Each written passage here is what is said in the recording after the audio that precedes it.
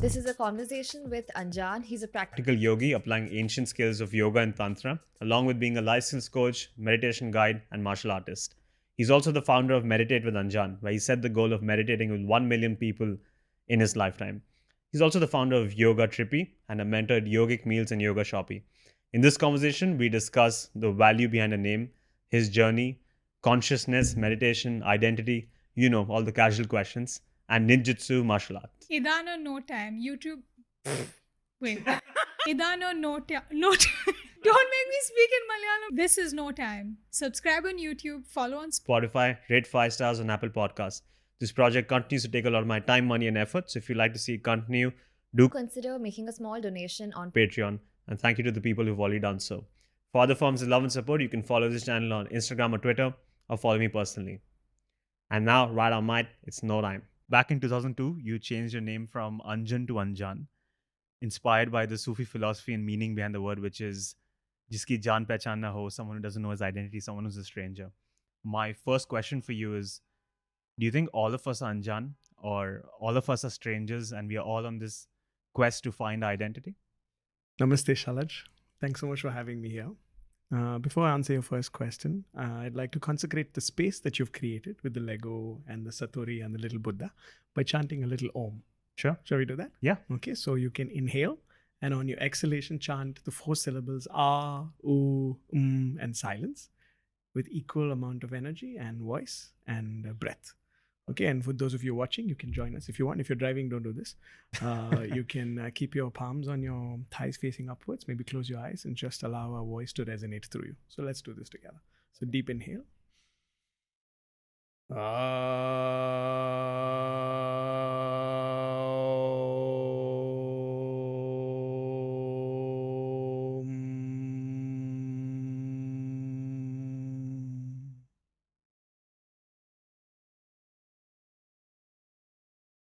Thank you. When I hung out with the Sufi saints, they had a lot of concepts which were new to me, though I had come from a yogic background. But I decided that the name change would essentially remind me constantly that we are all in a journey to discover ourselves. And the paradox is that you know me now, but still my name means not known or the unknown. And that paradox seemed very exciting and interesting to me because we are living in a world of paradoxes. There are stories we are creating and we're believing those stories and they become our reality, which in Sanskrit we call Maya. And it's paradoxical. Though we're swimming in the water, we're constantly looking for it. So this is the paradox that the name implies. So I became a mononym like Madonna or Jesus. Dropped my second name. And I've enjoyed it ever since. Subsequently, I think like 5 years later, I found out that numerologically, astrologically, and like when you total the name of the number and stuff, it was supposed to give me more wealth, fame, and like joy and stuff like that. I didn't know putting another A would change things, but later I understood, numerologically. So I just intuitively did it.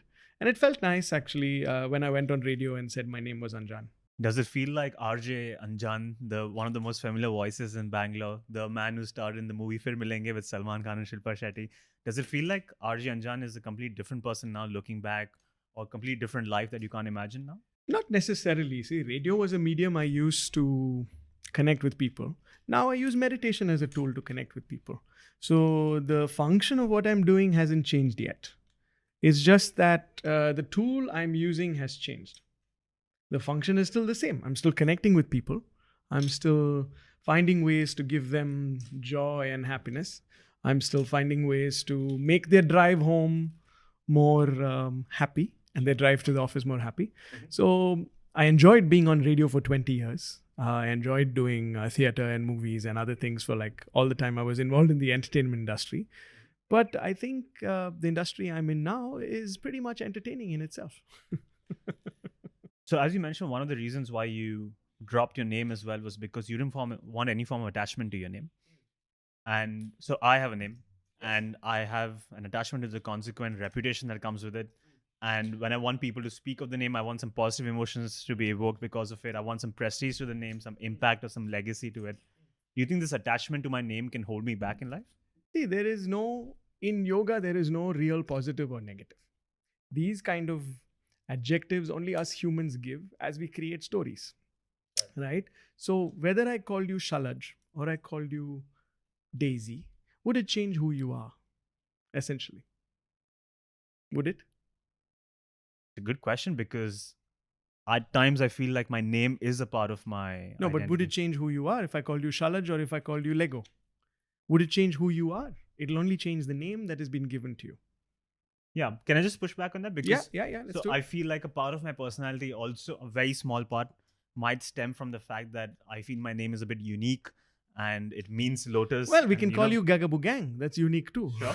But I'm saying, will it, no matter how unique or common it is, will it change who you are? If you didn't know this color was called yellow, what would you call this color? Would it change the quality of the color subsequently by whatever you called it? As a kid, if you were taught this was blue and you grew up to believe this was blue, would it change the quality of this color or this brick or this block? So this is the question I'm trying to ask you. So attachment to name is fine. We all need identity. And how else will I say, thank you for having me on your podcast, Shalaj, if you didn't have a name, right? So you have a name and it's an identity.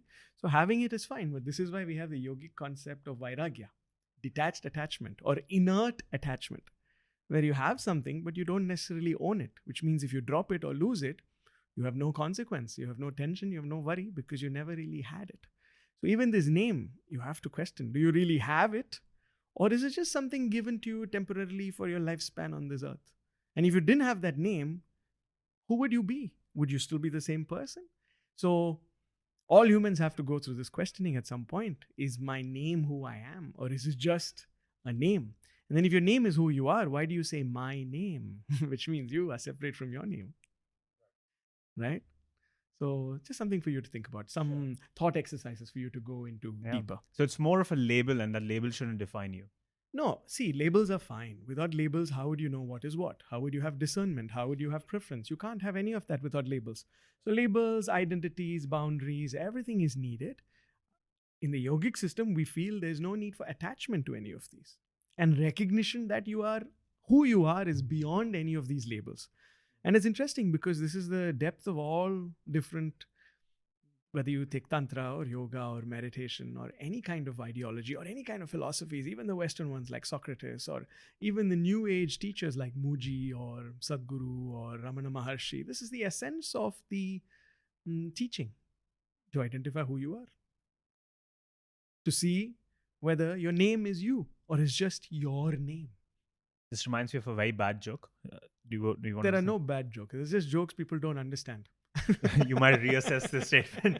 But the joke was like this one common WhatsApp forward, which was that a student asked his meditation teacher, "Can I send you an email?" The teacher said, "Sure, but no attachments, please." That's a good one. It's not a bad joke. I like puns. Well, good for the person. Don't get me started. I'm pun stoppable. All right. All right. So I definitely want to cover your journey. So back in early 2000s, you were working as a radio presenter at Radio 1 in Bangalore. And 1998 to 2016, I was a radio presenter. But in the middle of that period, you started getting into meditation and healing and yoga as well. Not actually. I had completely given up my family lineage, so to say. I was born into a family that was yogic, you can say. My grandfather being a Zen master and a teacher of yoga, student of Krishnamacharya, classmate of B.K. Iyengar. He knew Ayurveda, homeopathy, Tantra. He knew all the different religious texts and the Shastras like the Vedas and the Upanishads and all the other different texts. He was very well read. He also had read the Quran and the Bhagavad Gita. He made me read them, the Bible and the Quran and everything. So I was lucky enough to be born into the family like this. I call it brown privilege, and I recognized it only when I was 26 in 2006 is when I recognized it. When I had, you can say, a kind of Kundalini awakening. It was not so much of an awakening. It was more of like a surcharge of it. And then I went to my grandfather and said, "Hey, this happened to me." He said, "Come." And he didn't tell me what it was. He said, "Okay, I will start teaching you some things now." But when you're a kid, you're never going to grandpa's classes. You're just running away. You're like, who wants to go to grandpa's class, right? But of course, as a child, you're just forced to sit in meditation classes and sit still and learn the yoga asanas and go for the bhakti sessions and go for the kirtans and the bhajans and the chanting. And every time he's talking to somebody about Ayurveda or homeopathy or enlightenment, you're there listening. So it's impacting your subconscious before you know. So 2016, I started with him officially. No, I'm getting the math wrong. 2006, I started with him when I was 26. 2016, he said, okay, I'm done. Get out. I said, what do you mean I'm done? Get out. He said, no, I'm giving you everything you need. Now you have to find your path. And I'm like, I don't know anything. Then he said, it's been 10 years. I'm like, oh yeah, it's been 10 years. I didn't even know it was a 10-year program. I don't think he knew either. He's just like 10 years, it's done. So it was a cycle, right? So 2017, he left his physical body. So I think he was preparing me for that. And he knew. And he also called me, he left in Jan. He called me in December and said, okay, I'm going to go in Jan. I said, what do you mean? He said, you don't tell your mom, she'll feel sad, but I can tell you because you can understand it. I celebrate my life and remember me with joy. Okay. So the old man is saying this. He was 88 or something. Okay. And then Jan, I get a call from my mom saying, grandpa's no more. He left the physical body willingly, like a yogi does, in a very conscious way. He refused to come home. He was in the hospital for something else. Like he didn't have many problems, but they admitted him to the hospital. My father took him and he's like, I'm going to stay here. And he left. So when I come from such a lineage, it was kind of blasphemous if I couldn't follow his teachings and use that to share with other people. So that's what happened in 2016. So I left my high-paying full-time job. Me and my ex-wife separated. I left all my fears and anxieties and worries. And I went back into the world you can call of meditation, spirituality, yoga, and tantra. A lot of things I want to explore from that. Let's do it. First, you mentioned the Kundalini awakening. So the first question is, what is Kundalini and what was this awakening? Okay. So Kundalini is this term that's kind of like mystical for everybody. And the idea is to demystify it. That's why I call myself a practical yogi. My design is pretty much done, okay? Just to let you know. I'm not going to mess with it. Yeah. The yin and the yang. Yeah, well, yin yang. There's no and. Oh. Right? If you have an and, there's a dichotomy. Maybe we take this out so the and disappears. Right. Now it's yin yang. So essentially, Kundalini is nothing but life force. I brought some Palo Santo for you. This is ethically sourced from Peru. And the family I get it from kind of waits for the wood to fall down. They don't really cut the trees because this wood is a bit precious now. And I think the trees are slowly getting endangered. Don't worry, it's not much smoke. So we're just lighting it up for you to hold. And this is a gift for you. Some more Palo Santo for you to light up whenever you want. It smells really nice and it cleanses the space. And so Kundalini essentially is your life force energy that flows through you. To explain it in modern science, our brain has 3 basic regions, right? So the reptilian brain, which is connecting your lower spine all the way till your pineal gland. Then there's your neocortex or the new brain, neo, which is in the front of the cerebellum. And this is where the Matrix got the idea to name their main character Neo, because he's the new brain, the neocortex. And then you have the limbic region with your medulla oblongata and other parts of the brain. I mean, I'm not a scientist, I'm a bio geek, but so these 3 parts of the brain, if you take out the limbic and the neocortex, we're like any other reptile. We're like a dinosaur, right? And if you even observe lizards today, they have the similar structure, which is the spinal cord and the vertebrae going all the way up to your sex organs from your pineal gland. So when a human baby is born, there is some energy through which life force is imbued into the baby. Where does this life come from? So the yogis call this Kundalini, right?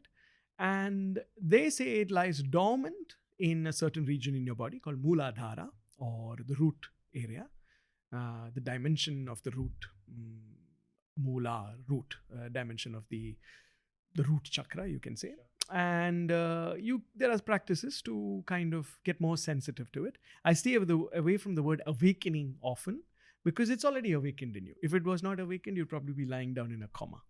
So your chakras are not blocked, your Kundalini is not unawakened. Since you were born, it's awakened. Our job as humans is to gain sensitivity of it. And gaining sensitivity of it can give you multiple blissful experiences in different dimensions of your life, emotionally, physically, mentally, socially, sexually, financially, etc., etc., etc. And there's 2 ways you can do this. One is finding techniques which are there in Kriya Yoga, in Kundalini Yoga, in Tantra, in Hatha Yoga, etc., to raise the awareness from lower to higher. And the other way is through other techniques like Sufism, through bhakti, which is devotion, through faith, through religion, through worshipping, through many other things where you allow grace to descend. So either humanity rises to become divinity, or divinity descends to experience humanity. These are the only two facets of us as an organism. We're human beings here, forgetting that we're spiritual beings. We're also spiritual beings here, enjoying this human experience. This is the dichotomy of the Yin Yang. This is the dichotomy and the paradox that exists in all human experience. So Kundalini is this life force energy that flows through you. Our job as humans is to become more sensitive to it. Sometimes we do it without even knowing what it is called or what it is. And maybe most humans have already experienced this, maybe when they saw a sunset, or when they found a bliss moment when they heard a song, or when they were making love, or when they were swimming in the ocean, or when they were in nature, or when they saw a beautiful painting. There are times when this, the sensitivity to this energy can, like when you thought of somebody and they called you, this is probably Kundalini at work, right? You dreamt of something, it came true. The patterns you're seeing, all this is Kundalini at work. When I'm thinking of the same thing and someone else thinks of the exact same thing. Could be coincidence, but if you both are connected, not just physically, but also energetically, it could be Kundalini at work. Because remember, the limbic brain works with limbic resonance. I'm going to do something now. Why did you repeat that action? It's entrenched into your limbic brain. You feel like doing that, right? So these are your mirror neurons working. And just like the mirror neurons, you have a bunch of other limbic neurons which imitate. So Kundalini transfers through these limbic system. Limbic resonance.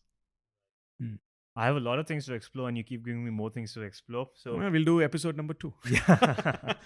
So before I ask the questions that I want to ask now, I think it's better to set the premise. Okay. So I want to dive into your practice a bit. Let's dive in. So I apologize for the most basic and silly question. Why are you apologizing? Do you feel bad? Yeah, I feel terrible. Don't see, apology is something that most people, they take for granted. Yeah. So for all your viewers, I want to give you a suggestion. Every time you apologize or say sorry, you're diminishing your self-worth and self-love a little bit. Instead, say, I thank you for accepting my questions, though they might be silly. So in case you go late to a meeting, don't say, sorry, I'm late. You say, I appreciate you waiting for me. Say you call somebody and they're busy. I'm sorry, I'm calling you now. You must be busy. Thank you for picking up my call, though you're busy. So every time you transfer an apology and instead make it appreciation or gratitude, one, you're not destroying your own self-worth. And you're creating a vibration of joy and positivity. So don't apologize unless you really have stabbed somebody and hurt them. Why would you apologize? And most of the time, when people say sorry, they don't really mean it. And I have students, when I say this to them, I had this student the other day, she's like, I'm sorry for saying sorry. That beats the entire purpose. Okay, so let's get into the question that sparked this debate, which is, what is meditation? You tell me what you feel meditation is first, so I'll build on from there. Well, I'm a rookie in this field. Me too. I'm a beginner. I just began before you. Yeah. Okay. So from what I've come across, there's this constant tension between meditation and mindfulness. Today, it's very hard to separate what some people market as meditation is actually mindfulness and what's meditation. From my understanding of meditation, it's just do nothing. Nothing at all. Can you? It's tough for me. I do try, but it's very hard for me to go beyond a minute before the thought comes in. Then again, even doing nothing is doing something because you're doing nothing. Yeah, there is a paradox in that. See, I'm telling you, life is full of paradoxes. So instead, I prefer the term be. Do nothing is not the same as be. When you're doing nothing, you're still doing something. So meditation is being. Meditation is mistaken as a technique or techniques. That's right, a verb. It could be a verb, but it's not a technique. Meditation is a state that you reach. So most people go to a meditation class to find relaxation. But only if you're relaxed will you find meditation. Right? Mindfulness is a modern, when I say modern, say 300 years old practice. Of course, the Buddhists have mastered this practice. And mindfulness is a tool to reach the meditative state. So there is mindlessness, which is mindlessly without awareness doing things. There is mindfulness, where being hyper-focused on any activity you're doing or hyper-focused on multiple activities doing, depending on your skill level. And then there is mind emptiness, where the hyper-focus also disappears and you just merge with everything you're doing. So take an example, let's take a musician. Okay, you can mindlessly play the ukulele and not make any sense. Then you can mindfully string a few chords together and you make a song. And then eventually, you're not thinking of the chords, you're just merging with the song. There's no difference between the singer and the sung. There's no difference between the dancer and the dance. There's no difference between the painter and the art. There's no difference between the meditator and the meditation. So you become meditation. You become meditative. This is the easiest way I can articulate this. It's difficult to stop thinking. It's difficult to stop the mind. So when the yogis say stop the mind, what they mean is just the neocortex. I'm a practical yogi, so I like the scientific, because I was a skeptic, right? Till it worked for me. And today, so many studies across the world, they've studied these Buddhist monks and so many other people who are meditating for many years, and they find that the neocortex switches off. And especially in practices like Kundalini and other tantric practices, the reptilian and the limbic brain lights up with electrical impulses. So are you able to slow down and create a distance between you and the experience you're having, as in the experiencer and the experience? We already reached a certain state of meditativeness when I asked you, are you your name? That already got your intellect thinking. When the intellect subsides, you will find some peace. Or you will have the urge to know, which is every seeker has suffering. And that's why seekers suffer. And once you understand, there's no more suffering. Unless you want to seek something else, then there's suffering there. So to me, meditation is a state you reach, and everybody can reach the state, and everybody already has reached the state sometime in their life. I like to demystify things. It's not complicated. You don't have to sit in a cave with a certain asana or mudra. You can sit in a chair with your spine erect. We say spine erect so that your spinal cord acts like an antenna. Nothing, no other reason. If you're lying down, there are techniques like yoga nidra and other things where you can lie down and also reach the meditative state. But the state you reach when you merge with something, or when you're able to create a distance between the experiencer and the experienced, or the witnesser and the witnessed, or the observer and the observed, that is the state you reach. Like when you were watching the sunset. Is this what people call the flow state these days? So there is Jamie Wheal and his partner, whose name I don't remember, who have the Flow Genome Project. And I would say it's not necessarily the meditative state, but it could be also a state where the neofrontal cortex is completely like switched off and they're just in a state of flowing with a flight or fight brain, which is the reptilian brain. Most martial artists reach this state. Even when we train, we're not thinking of where to move next. We're not thinking of where to move next. Instead, we're intuitively moving based on the training that we've got over the last many years of repetitive movements or of situations where we've repeated as a martial artist. So the flow state could possibly be a state where you no longer are consciously doing things. So I don't know which psychologist was. He explained the 4 states of any skill set. Yeah, he said unconscious incompetence, conscious incompetence, conscious competence, unconscious competence. So I would say the flow state is unconscious competence, where you don't know that you need to know, but you just know. So let's take the example of driving. Let's break this down. So I'm sure many of you watching are drivers, or many of you listening are drivers, right? So when you first started driving, you had unconscious incompetence. You didn't know what you didn't know. You didn't know what was what, and you're like, oh, I just wish I could drive. Quickly, you went to conscious incompetence. You know that's an accelerator, brake, clutch. You know that's a gearbox. You know if you put this, it moves back, it goes forward, but you still don't know how to drive. You're still incompetent. So conscious incompetence.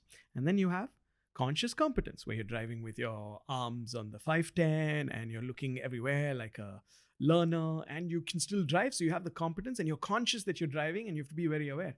But today when you drive, you have one hand on the wheel, the other hand in your hair. You're not even thinking of the road you're on, or when you have to put the indicator, when you have to press the brake. Unconscious competence. Flow state for driving. So you can hack this flow state. And that's what Jamie Wheal and his partner, I don't remember his name, they teach about how you can hack this flow state by doing certain things to reach a high level of skill competency. So these high perform athletes who they're studying, who are doing skydiving and cliff jumping and snowboarding and other heavy duty, high performance athletic work, they have to be in a flow state. Because they cannot consciously think, okay, what do I do next? There's a tree there. If you're skiing, you have to know how to maneuver and It's too move. late. It's too late. Yeah. So they have to have the unconscious competence already. So they've built their skill level, which is why they say keep practicing till you know that you're good at it.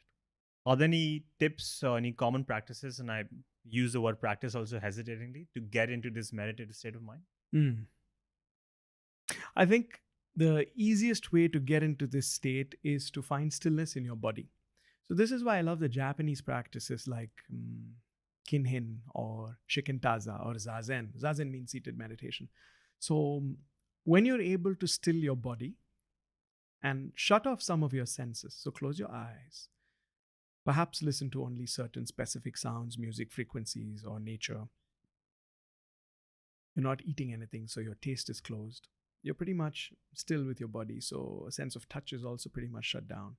So when your sensory input reduces, forms a certain stillness in your body. This reflects in a stillness in your mind and stillness in your spirit, thereby again breaking the dichotomy of mind and body and spirit and making it one unit, mind, body, spirit, just you. And the more you can find stillness, the more you will reach the state much easier. So you can practice, and every day you can find 5 minutes, 10 minutes, 20 minutes, or eventually it can be all the time, always creating a distance between the experience you're having and you as an experiencer, always discovering stillness, always listening to the words in between what is not said, always finding out the moment between your inhale and your exhale, or the split second when your heart lub-dub between lub and dub.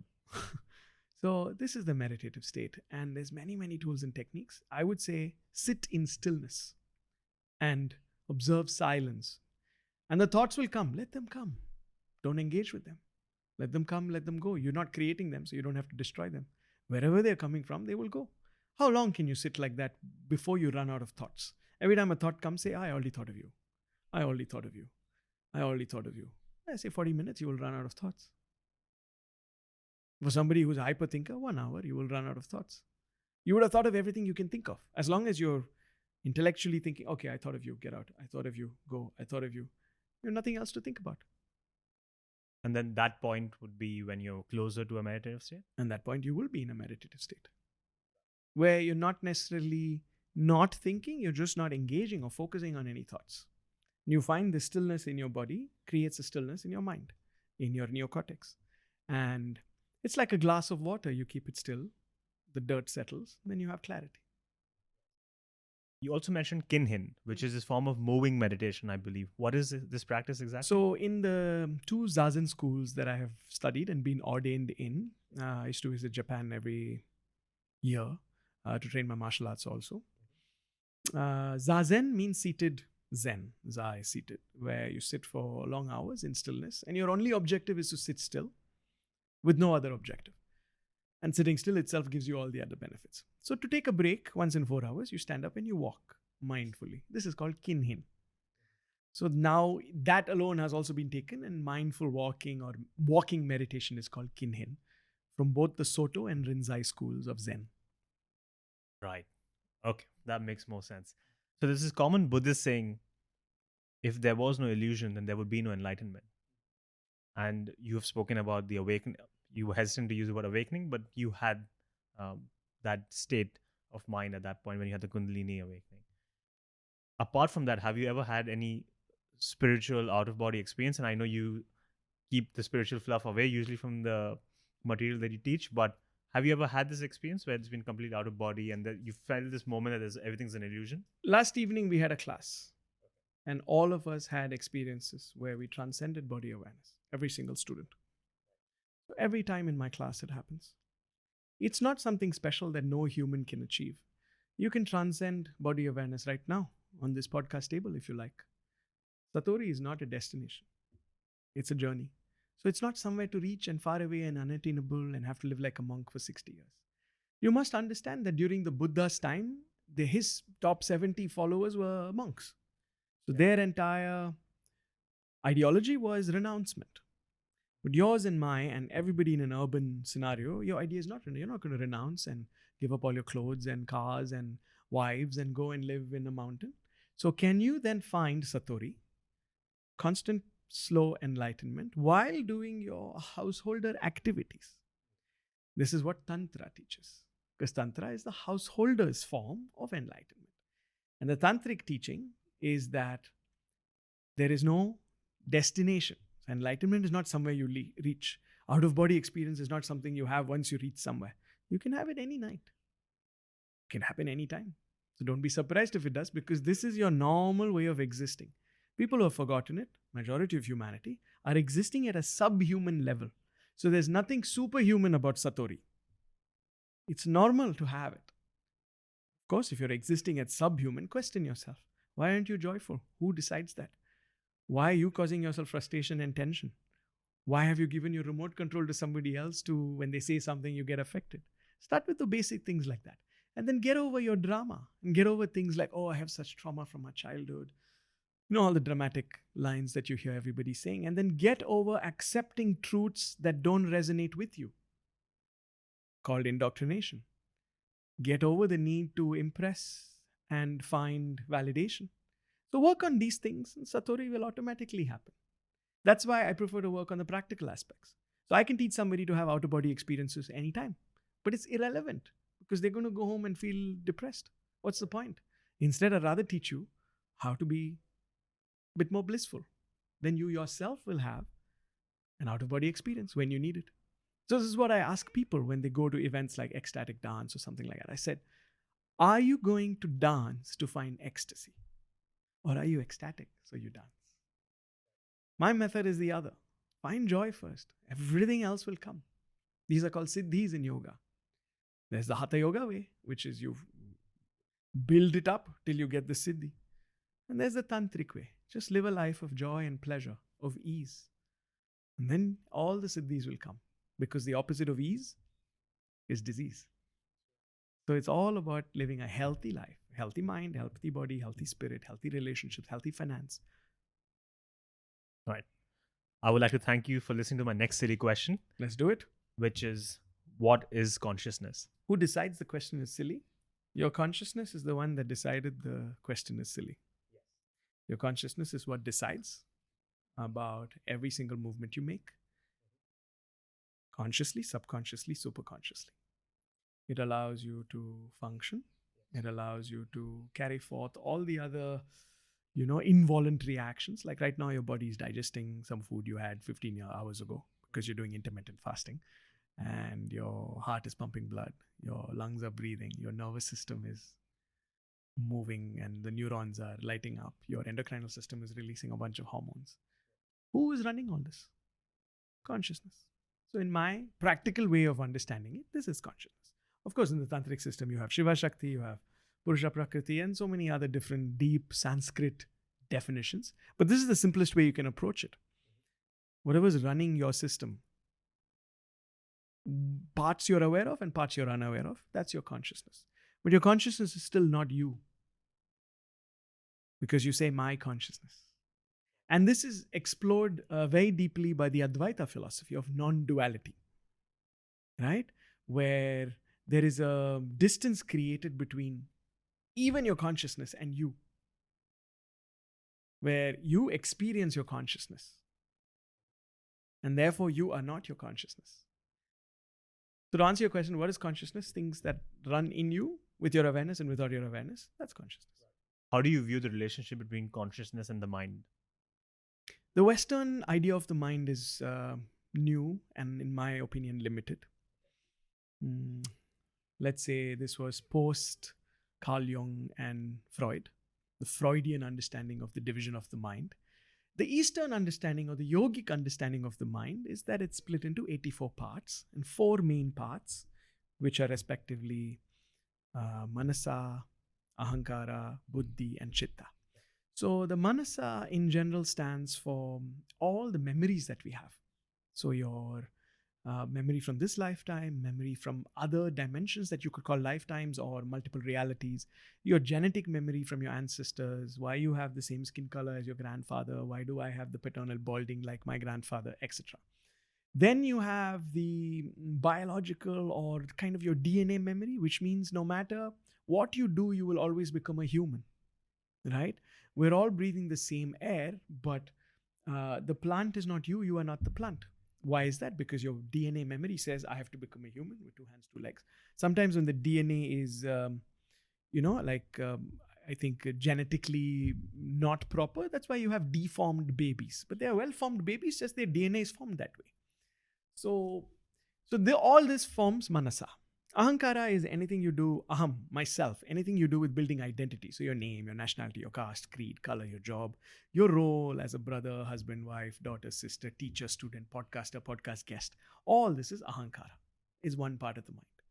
Third part of the mind is buddhi, roughly translated as intellect, but also stands for all the other cognitive activities, cognitive abilities that you're able to have. Everything in cognition is the buddhi. And the fourth is chitta, which is you can say the higher consciousness or the unwavering higher intelligence.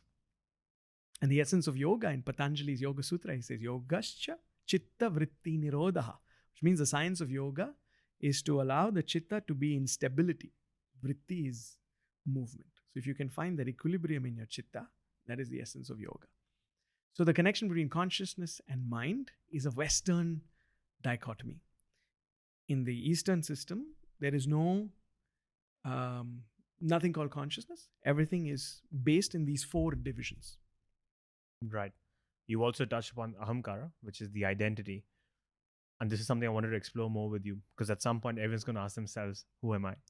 And what is my identity? So how do you view that? What you're saying is it's separate from the mind and separate from the consciousness, separate from your physical form as well. There's an I to you, there's an identity to you that's beyond all of these elements. So the easiest way I can articulate this is, if you can observe it, it is not you. If you can observe it, it cannot be you.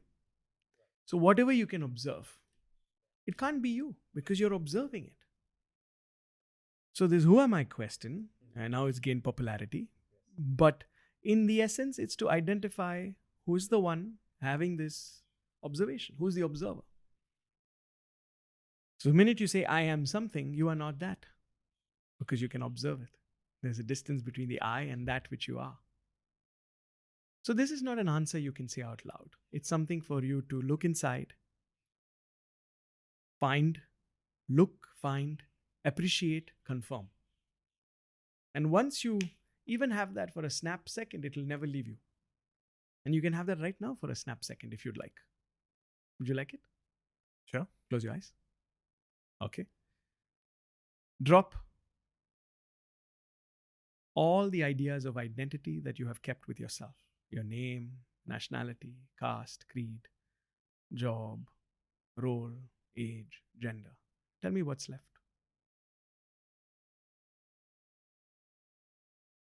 Nothing. Great. Drop the idea of nothing. Let that idea also dissolve. Now tell me what's left.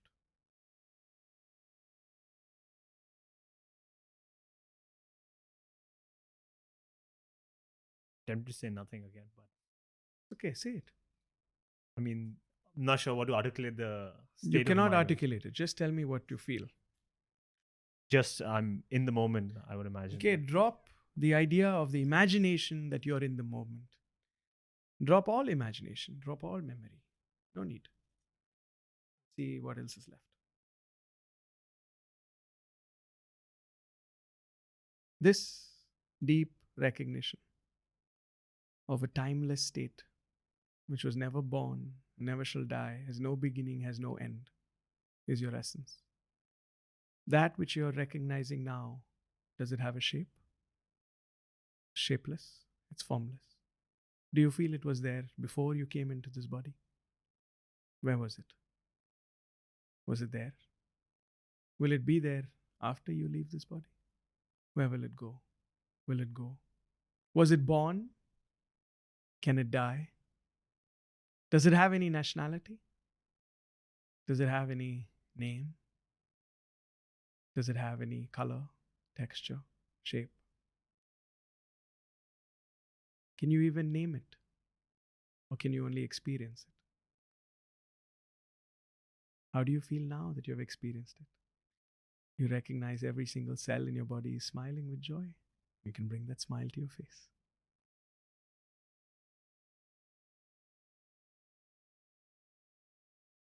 Now you need to share with everybody listening and watching how you feel.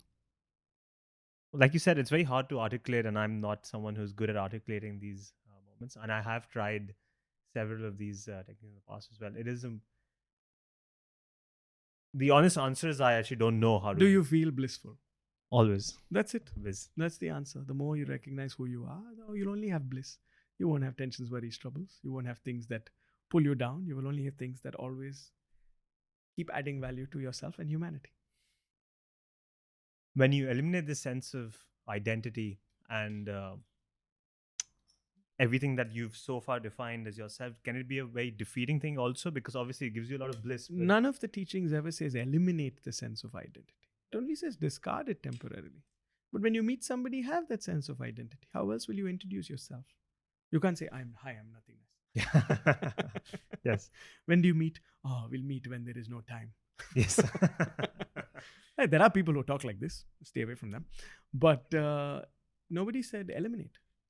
But discard it when you reach a state when you realize you no longer need it. I'm just putting some last finishing touches to my design. So how do you think that we should approach any goals we keep in life? First, should we even keep goals? Should we have any desire to leave behind an impact? Or all of these should be discarded and this is just a very modern adaptation of how we should live a life? Impact is, we give ourselves too much importance. What is impact? Does the sun need your power to wake up every day and shine? Does the earth care who you are when it rains down a thunderstorm? Does the earthquake say, okay, you have done impact, so I'm not going to break down your house? No, we give ourselves too much importance. Right? So I would say, of course, have goals, of course, have visions, of course, have priorities, of course, have objectives to live a really fulfilled, joyous, exuberant life. But don't have so much importance that you're going to save the world and change the planet. Even Elon Musk is trying. 600 years later, I don't know if we will remember his name. Do you remember names of kings who were alive 1,000 years ago, unless it was written somewhere? Now with the internet, maybe, you can leave a legacy and live for posterity. But after you're dead, do you really care? So the fun of being exuberant and ecstatic in the moment goes away when you're living in the future. The joy of completely enjoying this present state goes away when you're worried about the past. So, of course, have goals, of course, have objectives, and be ready to fail because you might not reach those goals and not fulfill those objectives. And that resilience is what is taught in my martial art. It's called Ninjutsu. Nin means perseverance, to keep going. And with Nin, you reach Satori. Is that detachment harder now because of all the access that we have to, let's say, food, luxury, riches? Social media has also shown us a different world out there. Has it become way harder with time? See, this harder, softer, easier is only stories we tell ourselves. If you say it's harder, it's harder. If you say it's not hard, it's not hard. Be careful what story you tell yourself, right? So, for example, you're constantly telling yourself the story that's a silly question. Of course, I understand it's a self-depreciating humor and it could be funny, but don't let yourself believe that story because it's not a silly question. It's a powerful question. And so similarly, people tell themselves stories, this is so hard, and it ends up being their reality. It becomes a self-fulfilling prophecy. Just like why we don't apologize and instead we appreciate. So this is the reality. I mean, we see things with adjectives. And one of my Zen masters told me, he said, the mountain doesn't think it's tall or short. Only we say tall mountain, short mountain. The mountain is just there. So no situation is hard or easy. It's a story that we want to attach to it. And stories are amazing. Stories are attractive. Stories are sexy. Stories are appealing. So that's why we create stories. And that's why social media is doing so well, because it's full of stories. The art of storytelling as humans. This is a story. Through this podcast, we're telling a story. But my urge to everybody watching and listening is always observe before you absorb. So decide if that story works for you. If it doesn't, don't take it in. Why do you need it? Right? So to me, no, it's not hard or it's not easy. It just is something you have to experience as a human. If you're ready, you will. If you're not, you won't. No problem. Everybody operates at their level of consciousness. So no need for any spiritual superiority, which I find many of my peers have. Oh, I'm meditating and you're not. Or no need even for, like even my vegan friends. I'm vegan. You eat chicken? Right? So, I mean, there's so much misappropriation and spiritual superiority for these things, which every human has access to. There's no big deal. Anybody can do it. I like to simplify things.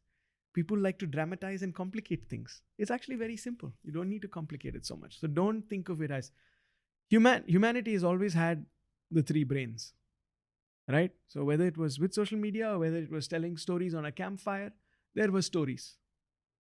Only the medium has changed. Today it's social media, tomorrow it'll be something else. It'll be point your finger out and you see a person, hologram there and you're talking to them. These stories are collectively called Maya. Or in the Bhagavad Gita, it's called Krishna Leela, the play of Krishna. For the longest time, spirituality has been tied in with meditation and yoga. But you have always spoken more as a practical yogi, and you've often said that there's no spiritual fluff in the work you do. How do you view this tension between science and spirituality, or science and the occult, and why have you taken the approach that you've taken? I don't see a tension. I feel science is catching up with what yoga said 15,000 years ago, and we'll give it its time to catch up. Science is baby. And Edison discovered only like 200 years ago, right? What yogis wrote in the text 5,000 years ago, right? Western science is now discovering many things. Like the first brain surgery was done by Sushruta, is recorded in carbon-dated books 5,000 years ago in Sushruta Samhita and other Ayurvedic books. The first Western brain surgery happened, 60 years ago? I don't know. So there's many things. I mean, there's even airplanes and atom bombs and hydrogen bombs and time travel and teleportation. In the yogic texts, science will catch up. We allow it to. Again, these are stories. So you decide which story works for you and accept that. So if the story that or unless it's scientifically proven, I will not accept it, works for you, that's fine. But remember that most scientific theories are not proven. Even it's the theory of evolution. It's not the proof of evolution, right? So, of course, there are forces, and these forces are called karma. Gravity is karma of the earth connecting you down to the earth. The genetic growth is the karma of the mango seed. It will never become a mango tree. This is what yogic system calls karma. So, the science always existed. Western science is catching up with yogic science. Both are sciences. So, there's no fight or there's no... it's perceived by many people who haven't read both sides enough. So, I don't see a fight or a... What's the word you used? Detention. I don't see a detention. No, tension. I don't see a tension. I see relaxation. Science is catching up. So why have you chosen the approach of no spiritual fluff in the work you do and more of pragmatism? Because I'm working with city-based, urban students and clients. So they still have to go to work. They still have to face their boss. They still have to be in a traffic jam. They still have to pay their bills. They still have to deal with marital trouble. They still have to deal with bringing up kids. If I was living in Bali or Goa like I did, or even in Rishikesh or in the Himalayas, it would be different. I would have my ashram and you would come for satsangs. But here, this is what is needed. So that's why my story that I'm telling myself and therefore my immediate community is that I'm a practical yogi, giving you practical tips and ideas based on yogic and tantric teaching. This is my story. So I would say all of us need stories. Make your story magnificent. Like your podcast. It's a magnificent story. You could just have, you could just have like some microphone random without the Lego, but you've created a story, right? And that art of storytelling is what adds value to somebody listening to the story. Right. I'm very tempted to ask you this question. I didn't plan it originally. Don't resist temptation. I'm not going to. So, do you often sit back and contemplate the universe and the cosmos, maybe the possibility of extraterrestrial life, other galaxies, other planets? Is this something that you think about? What is that to contemplate? You either know it or you don't know it. Contemplation is a futile activity. Of course, you do need to contemplate if there's something that you feel you haven't thought about, a new perspective that somebody shared. So when I hear a perspective that I've never ever received before, then I contemplate. But most of the perspectives you said, it's been well received and I don't have to contemplate on it. Does the mystery not excite you that maybe there might be some extraterrestrial life? I'm sure there might be, but how does it make a difference to my life presently, currently with this podcast or anywhere else? So this in common pop culture is called FOMO. Yeah. Right? As yogis, we have JOMO. Joy of missing out. Right. If I don't know something, I'm happy about it. Right. If I need to know it, it will come to me. When the extraterrestrial lands here, then quickly I will learn how to be compatible with them. Till then, why do I need to even know? Unless, of course, it's interesting me. So I'm interested in quantum physics. So I'm reading about the Large Hadron Collider and the God particle and Higgs boson and everything happening at CERN, because the nerd in me is interested. But I don't have to contemplate. There's other people doing that on my behalf, scientists who have deep knowledge in quantum physics, and I read their perspectives. It's not my perspective. I've never been to CERN, so I don't know if it's even real. I'm only reading about it. Yes. Won't there be a joy in finding out that there could be a very different form of life that could exist? Because currently we're very conditioned to think about humans, plants, animals, but there might be a completely different dimension of life that could exist. Wouldn't that bring you some kind of... There are already multiple dimensions of life that exist. Why will I be surprised by it? Once you've experienced other dimensions, then you're not surprised by it. The first time you see fire, you're excited. You put your finger and you burn. But once you burnt, is there any more excitement in putting your finger in the fire? Of course, there are other dimensions. But why would you want to explore them? You're going to get burnt. Right? Many are better not even spoken about. And across cultures, they've been called whatever, ghosts, genies, spirits, black magic. So of course, there are other dimensions. There are entities in these other dimensions. Why burn your fingers? Enjoy this dimension the most. Live a life of peace and joy and exuberant ecstasy. Why bother about the other dimensions? Then when you've really found how to always be exuberant, always be full of life, then you say, okay, what else is there? First fix this before you go to the moon. If your earth is not fixed, what's the point in going to the moon on Mars? You're going to destroy that also. Right? So it's like somebody who's having marital problems advising everybody else on marriage. It's like somebody having psychological problems advising everybody else with psychological advice. And this is the concept of wounded healers. Would you go to a fitness class with somebody who's not fit? You wouldn't. So why would you go to a psychologist who has psychological problems, no matter how well trained they are? Wouldn't you rather go to a yogi to find peace because he's peaceful? Right? So there's many things like this people have to question. And there comes the questioning and introspection. But if you're pretty much in clarity, you don't need to introspect anymore. Because the clarity is so clear. There's no need to introspect. Ask me anything and I'll speak to you with clarity. And it's not coming from introspection. It's just coming from a clear seeing of what is real and what is not. What is truth and what is a story. And the minute you can make out this difference and create a distance between you and the story you're creating, you see what the truth is. And then anything you can answer easily because there's no need to introspect. And if I don't know, like about ETs, I don't know. Nobody knows. If they know, they haven't told you yet. Right? Many people say they have had, extraterrestrial visitations and stuff. I haven't met anybody. I've of course seen some YouTube videos because I'm curious, but I don't have that FOMO of, oh, what if they are really extraterrestrials? Why haven't I met them? I don't care. If they want to meet me, they will come and say hi. Right? It's like saying, oh, I've never been to Germany. There's so many Germans and I've never met a German. That's FOMO for Germans, no? Similar to extraterrestrials. Why have FOMO for them if they have to meet you? Instead, can we see our world as so magical and beautiful? This thing you're dismissing as humans and plants and animals, you know what a miracle it is? One sperm matches with one egg and forms a zygote and then an embryo. What magical miracle is that? Why don't you discover that a bit more by going within? The food you eat an apple, it becomes you. What a miracle. Why go extraterrestrials, right? Have you ever felt the presence of these spirits, as they call them, or souls that is flitting around? So not just me, but many humans have. And the ones that are more sensitive feel. But you don't have to be scared of them because as long as you're not troubling their dimensions, they're not going to trouble you in your dimension. Right? So just enjoy your own dimension and ignore other dimensions till you're really fulfilled with your life. So not just me, but there's many, many humans who have experienced other dimensions. You don't have to give them a label like ghosts or jinns or genies or spirits or other beings or yakshas or anything. But there are some practices in Tantra through which you can communicate with them.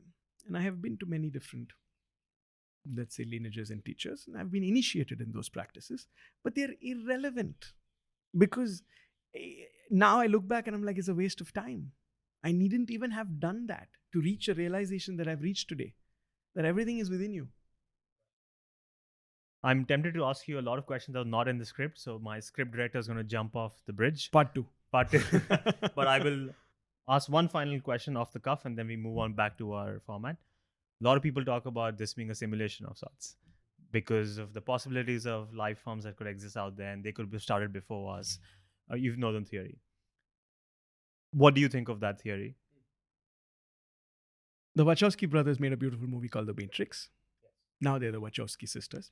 So they studied a lot of the ancient yogic texts and the Shastras and the Bhagavad Gita in specific when they formed this idea, right? So in the Bhagavad Gita and many other texts, it clearly says that this world is a simulation. It's a Maya. But the simulation is not created by some extraterrestrial being or somebody sitting there with a remote control device. It's created by you. And when I say you, I mean you and me, a collective consciousness, a super intelligence that's creating this manifest world. So this is what the texts say. I'm neither of belief nor disbelief. To me, it's irrelevant. As long as people can live a fulfilling, purposeful, intentional, peaceful, healthy life. What's the point in contemplating all this? We're not masters in philosophy. We're not, who's that guy who sat like this and wrote philosophical things? We're not the poet Rumi. I mean, if you are, then sit and this is your job. But if you're working in a company and you just want to live a happy, peaceful life, you don't have time for this. If you want to retreat to the mountains for 10 days and do this, then do that. Then you'll find answers. So I don't spend time on these things because they're irrelevant to me. I watched the movie Matrix and I loved it and it got me thinking. But to me, it's not relevant to even spend even 1 second contemplating on this. You can do it when you're a bunch of friends having some stuff that intoxicates you. Midnight musings, That's when most people talk about these things. simulations, and aliens. That's number one. And it's science fiction. If you like the genre, Yes. you will enjoy it. All right. Okay. So I definitely want to touch martial arts with you. First question is, what is ninjutsu? Nin is to persevere. Jitsu means an art form. So ninjutsu is an ancient martial art which teaches you how to keep going on no matter what. I believe this was a form of martial arts that was practiced by the ninjas and the shinobis and the samurais. The ninjas are a Western creation. They were never called ninjas in Japan. Even today, if you go to Japan and say ninjas, they laugh at you. So the traditional name of the martial art is Budo Taijutsu. Bu means war. Do means the path.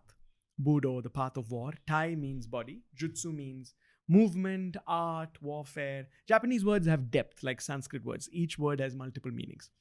So Budo Taijutsu is what the Budoka, like the karateka, practice. And all the samurai families used to practice a type of Budo. There are more than 2,000 schools of Budo in Japan. So Nin is a collection of Budo through which people who practiced it persevered no matter what. So the samurai jutsu, we also have samurai jutsu in my system, were a code of honor, ethics, battle only during a certain time of the day, let the enemy sleep, seppuku, which is ritual suicide, and many other things which are all about honor and pride. The ones who didn't have this were called the shininobi, or people who didn't have this, and they practice ninjutsu. So you can say this is thing. But there's other words like ninpo and many other things that nintai, many other words that attach the prefix nin to it. From everything I've read about this martial art, Don't believe. don't believe it. One thing that struck out to me, you can tell me if it is right or wrong. It said that this is a martial art more about feeling the situation and feeling the opponent and his Absolutely. attack. And it's not about blocking the next attack, but rather feeling what he's going to do next and then reacting to that. So it's a system where there's no attack or defense. That's a very dualistic way of sports to look at things. There's just situational awareness. So self-defense is only when you are one person. With situational awareness, you're aware of the situation. Maybe somebody has a gun and you can't disarm him because there's a kid behind you and the bullet might fire and kill the kid. This is situational awareness. Instead, give him your money, let him buy a burger for himself. That's why he's stealing from you, right? So this is situational awareness. So it goes beyond attack and defense because attack and defense is also very relative. What is an attack and defense? If somebody slapped you, attack or defense? Attack. He slapped you because you slapped him first. Attack or defense? Defense. So he slapped you because you slapped him first because he winked at your girlfriend. Attack or defense? Yeah, attack. He and- winked at your girlfriend because she said, "Hi, sweetie," thinking he was somebody else. So attack or defense is so relative. It doesn't exist. There's only conflict awareness, conflict resolution.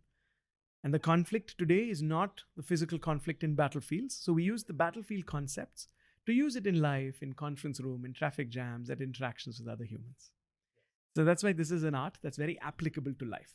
Though there's many people still in battle kind of situations, army folks, policemen, special forces, FBI, CIA, they're all training this. They come to the Grandmaster in Japan and train with them. So many top agents in the world, even KGB, I've seen train this martial art, and I've seen them in Japan.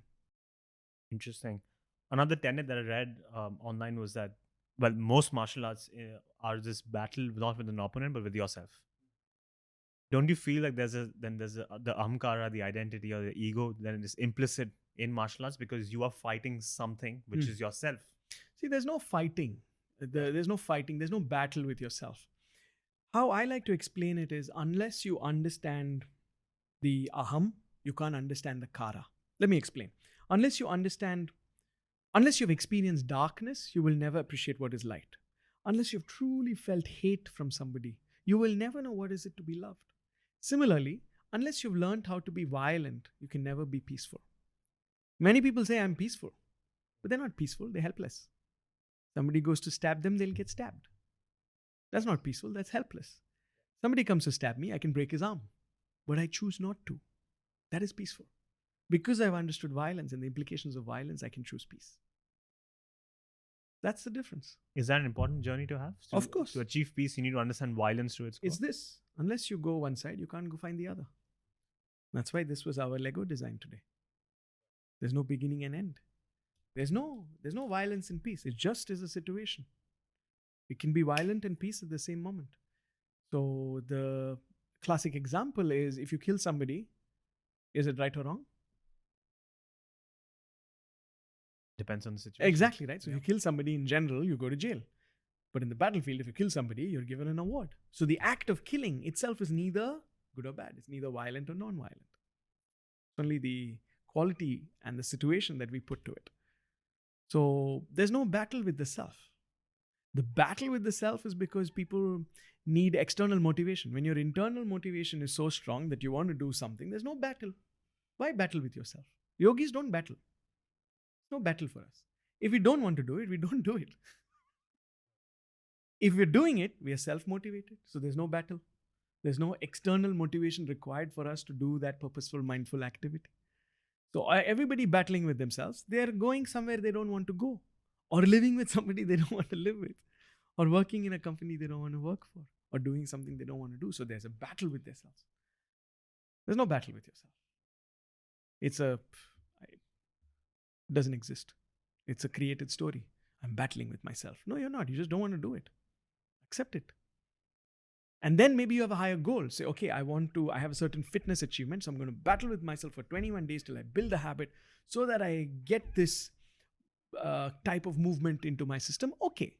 But that's not really battle with yourself. That's just you finding other ways to motivate you. Then in 21 days, when it becomes a habit, it's pretty much on autopilot. Right. Definitely wanted to explore the benefits that you've seen from ninjutsu or martial arts with life in general. And I think we can tie it in with the scrolls that you brought. Yeah, We'd love to show everyone. So the Grandmaster writes out these beautiful scrolls for us every time we go to Japan. So this one says Senkyaku Banlai. Yeah, it means 10,000 visitors 10,000 times. Okay, so that's one. I don't know if we can show you all, but we'll show you a few. I brought a few.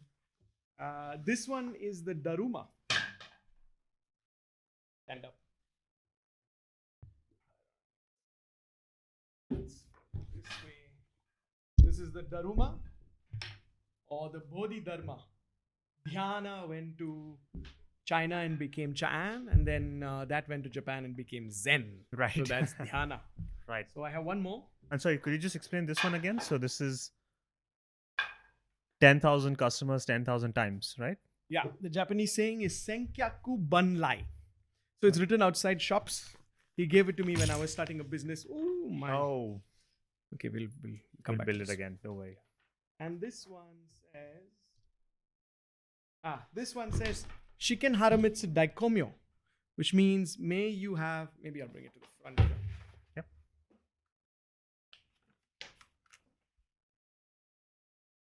Haramitsu Daikomyo, which means may you have enlightenment or satori in every moment. Dai komyo. Dai means big. Dai means big. Komyo is satori. So this is Shiken Haramitsu Dai Komyo, which means may you have the big komyo, enlightenment, or satori in every moment. Haramitsu is Paramatma. May you discover the divinity and have that moment of satori in every moment. And this is something we chant before every class. I think it's also a Buddhist mantra which they chant at the temples and stuff. So the application in life is tremendous because, like I said, today's battles are not fought in battlefields. So whether it's simple concepts like Fudo Shin, which means immovable heart, it's very applicable in life because you don't need to be swayed by compliments or you don't need to be affected by insults, right? So there's so many concepts like that. There's another one, Nana Karobi Ayoki, which is fall down 7 times, get up 8, which means be ready for failure and be ready for rejection and be ready to have the resilience to keep going. There's many concepts like this. Thank you once again. I really appreciate that you've brought this. Always appreciate it. What's happening here? So with this, I've controlled his lower spine. This is one of the basic moves in our martial art because this joint here connects to the elbow, which connects to the shoulder. And with this, I can lock his lower spine with no effort from my side. The only thing he can do now is bend his elbow. Not so bad. Bend your elbow. That's the only way you can escape. And then with that, I can give him a bit more pain. So no matter how much muscle he puts in, do you want to see him cringe a bit? Yeah, I mean, I don't know why we make him. Okay. No, just like that. And we have some other fun stuff like high-fi. I hope this will not lead to something else. High-fi, and then we can break the wrist like this. I knew So this is used in many places. And if you see, I'm not using any musculature. It's just bone structure. And then we can take things like this. So the essence of this martial art is that you move away from victim mentality, not just in a physical level. I'm teaching you the physical things because we have that also. But in a mental and emotional level, so that you can never be at the receiving end of an attack. You're always in a non-victim mentality, and the attack is not just physical, it's also verbal, it's also emotional, it's also anything else. So you're always protected. Okay, so before we move on to our final questions, usually what happens is I ask people to interpret what they've built. But let's do it. Yeah, so in this case, I would love to get your explanation of the Yin Yang. So everything is a paradox. Everything exists with two sides, and unless you understand one side, you don't understand the other. So this is a visual representation of it. And the minute I saw the two colors, I said, this came to me. And since I'm training to do multiple tracks at the same time, I can focus on more than one thing at the same time. Though Western science says it's not possible, the yogic science says it's more than possible. In fact, I've met people who can focus on 16 things at the same time. They're called Shatavadanis. And you can train. I can do 2 or 3 at the same time. So this is a almost perfect yin yang in 2 or 3 colors. Right? And this talks about everything. The paradox of life, the mix of consciousness and identity, the descending nature of spirituality into human experience, and the ascending nature of humanity into spiritual experience. Everything is yin yang. Everything is Shiva Shakti. Everything is a play of these two. And that line in the center represents the non-duality between these two. Right. This is something I want to cover with you because the most common misconception about yin yang was that it's duality, but in fact, it's not. See, they can be only, in the yogic system, there's many, many different schools or philosophies, but there can be only 2, essentially, all of them divide into 2. And that is duality and non-duality. So in the duality philosophies, like Patanjali's Yoga Sutra is a duality philosophy, which is there's you and then there is achieving your Paramatma or achieving Kaivalya, which is the supreme, right? Then in the Ramana Maharshi system or many other systems, there's the Advaita philosophy, which is a non-duality. So the same thing would have gone to the East also, to the Far East. So of course there are schools like maybe Theravada and other types of Buddhism, which have a yin and yang. But the Zen schools don't have that. They're yin yang. Soto and Rinzai are 2 of the Zen schools where I've studied. So there are many forms of Buddhism. There's Theravada, Vajrayana, Mahayana, so many types of Buddhism. So in the Zen methodology, there's no yin and yang. So it's a non-dualistic practice. But in the dualistic practices, they could have a yin and yang, this duality. These are just different philosophies. You can decide which stories. You can decide which one works for you. Definitely. There's no right or wrong. As long as it keeps you happy, joyful, peaceful, relaxed, smiling, in a state of bliss, in a state of acceptance, and adding value to yourself and the people around you and to humanity. And the proof is in the pudding. Because at the end of the day, if you're abundant in terms of health, wealth, relationships, joy, peace, that is the proof of the pudding. If you're not, fix that first. Practical. Okay, so let's move on to the final questions. What are some books, movies, or people that are very strongly influenced in your life?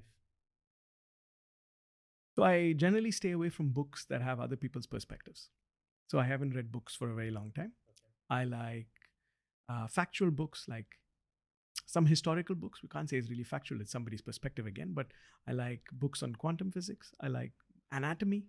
These are the kind of books I read. So I would say if you want to understand your body, the best book to read, pick up a book on anatomy. Is there one that stands out? No, just any book on anatomy, any book on biology, any book on endocrinal system, digestive system. Understand your own system first. Why worry about so many other complicated things? Read about how your pineal gland creates DMT, which is a master hormone, and then creates melatonin, serotonin. All of this I know because I'm reading about the endocrinal system. So these are the books that excite me. People, my grandfather for sure, who was truly a master of many, many different things. And he passed on a lot of things to me, and the grandmaster of my martial arts, which is Masaki Hatsumi, maybe even my martial arts teacher Shiva Subramaniam, who's in Bangalore, and his martial arts teacher Arno, who's a 15 Dan grandmaster who lives in Europe. Who else people? My ex-wife, my present partner, they've taught me so much. All my students, I'm learning so much from them. Different teachers who I've had the privilege of meeting, whether it's Muji Baba or Dayanand Saraswati or many of the Japanese monks whose names I can't pronounce myself, that I've met over the Soto and Rinzai schools. Well, real humans impact me. I don't really read autobiographies, and I don't really get impressed by humans who I haven't met. So I like reading humans more than books. Movies, I love The Matrix. I like science fiction, so I like science fiction movies. I like the Black Mirror series on Netflix. I like Westworld. I like this TV show called Sense8, which talked about limbic resonance and said we're not Homo sapiens anymore, we are Homo sensoriums. Interesting science fiction concept. Does it answer your question? It does. Okay, cool. And the reason I don't read books is because I feel it interferes with certain amount of clarity I get through my own meditative states. When I come up with some answers, I don't want it to be interfered by somebody else's perception of what that is. For example, when I started dating my partner, she said, I used to do this practice where every time I sat with the car, I used to merge with the car and I used to become one with the machine before I started driving. So I used to take like a good 1 minute, 2 minutes out of immediately putting the car in gear and moving. And I used to just mindfully connect with the car. And she's like, you know what? I read a book of Eckhart Tolle. This is what he says you should do. So in my head, I'm making a mental checklist. I don't need to read Eckhart Tolle. Power of Now. I don't know what it is, but book, yeah, exactly. Similarly, I was telling somebody else about some idea that I had that once I make my $10 million, how I will start giving it away. And she's like, yeah, the guy wrote it in Monk Who Sold His Ferrari. Yeah. So then I made a mental note not to read that book, and so on and so forth. So, and so many books have been suggested to me. There's one author everybody keeps talking about, Joe Dispenza, because he also talks about energy and stuff. So I've made a mental note not to read him. Nothing wrong with his books. I'm sure they're great, but I feel it interferes with anything that comes naturally. So I don't read books. Confucius once said that every man has two lives, and the second one starts when he realizes that he just has one. How do you contemplate our mortality? The fact that we're all going to leave this world one day. Is this something that's the back of your mind? Does it drive your actions? Does it influence anything you do? I would say I would add on to Confucius, and I would call it an Anjaanism. Every man has multiple lives. With every breath you take in, you're becoming alive again. You can use it as a chance to be reborn. With every exhale, you're dying again. So the concept of mortality is misunderstood. Hold your nostril for 2.5 minutes. You will understand mortality. That's it. That's all it is. It's overrated and misunderstood. Your body will perish, but who you are will not change. This is easily accepted in the Eastern spiritual circles, whether it's yoga, meditation, tantra, or even in China and Japan. Now slowly being understood in the consciousness revolution, I call it, in the Western world. But there are also many practices where you can retain your physical body for a very long time. Like one of my teachers is 2,500 years old. Another one is 250. And I learned from his student, who was 60 years old, but had a body of a 30-year-old. And when we lived with him for 15 days, he'd climb up the mountain barefoot, wait for us on top there having tea. And we were like young 30-year-olds, and he was 60 years old, and he showed me his passport. He has the body of a 30-year-old. So there are plenty of these anti-aging, reverse aging practices that exist. You have to dive deep and see if that's what you really want. If you have a purpose, you'll be able to live longer. If you don't have a purpose, you won't live longer. And again, the idea that the only thing that perishes is your body. That's a very strong idea in the Advaita philosophy. And I kind of resonate with that. Because we've created this distance between who you are and your experience. So you will continue even when the body... And so will you. Right. The second last question I usually ask, but I think you've partly answered it throughout the interviews. What would you like your legacy to be like? Honestly, at this point, I mean, my answer might change 5 years later. We'll have another podcast then. At this point, it doesn't make a difference to me because I'm here for this moment. How can I impact somebody today? Whose life can I help change today? Who can I share a perspective with so that something will spark in their own head to help them transform their life right now? This is my goal on an everyday, minute-to-minute, moment-to-moment basis. So legacy, I feel, is overrated and too much in the future. We yogis like to live here and now. I don't even know what I'm doing tomorrow. I don't even know if we'll be alive tomorrow. So why point legacy? But yeah, there is a plan to start an ashram. So, and that's more for me than for legacy because I want to live in a nice beachside ashram and just practice my practices. Final question. I'd love to hear your answer on this. What is the meaning of life? It's a strong one, no? No rapid fire. There's no meaning to life. Stop searching for meaning. Just live it. Because the minute you're putting drama like meaning and stuff like that, you lose out on the experience of living it. So stop making life as a noun and make it a verb. And stop all those verbs that you're putting to life, right? And discard that and just experience it. Once you experience it, you know what it is. And if you really want to know what life is, hold your nostril for 2.5 minutes. You'll be appreciative and you'll realize what it is. So I would say don't search for meaning because it doesn't exist. Because searching for it is a futile.